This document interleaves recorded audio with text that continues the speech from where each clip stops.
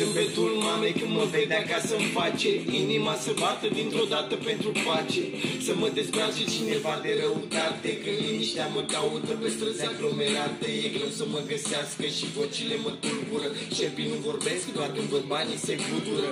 Și atunci mă sculptură de sentimente vântul. Trece din păcate, câteodată îmi fuge gândul.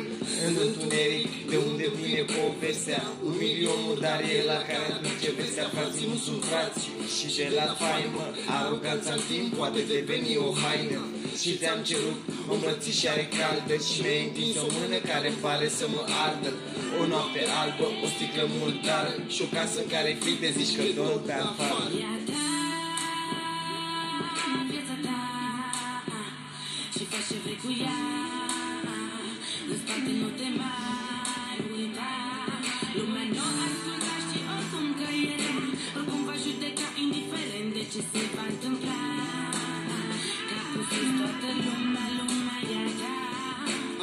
Alin durerea, frații și surorile au trecut cu muzica mea prin toate stările. Știu toate gările, am înțeles comorile, nu ascund bijuterii, știu toate scările. Din cartier, acolo am crescut, unde vorba dulce câteodată mi-a fost crud.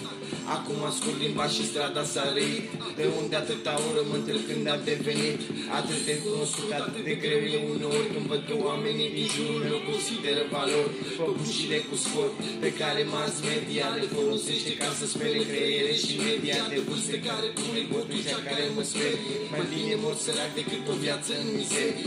Artilerii grea sunt vagabonții mei frățiorul, alin durerea dacă plece cineva să-mi ducă două. Viața ta, faci ce vrei cu ea.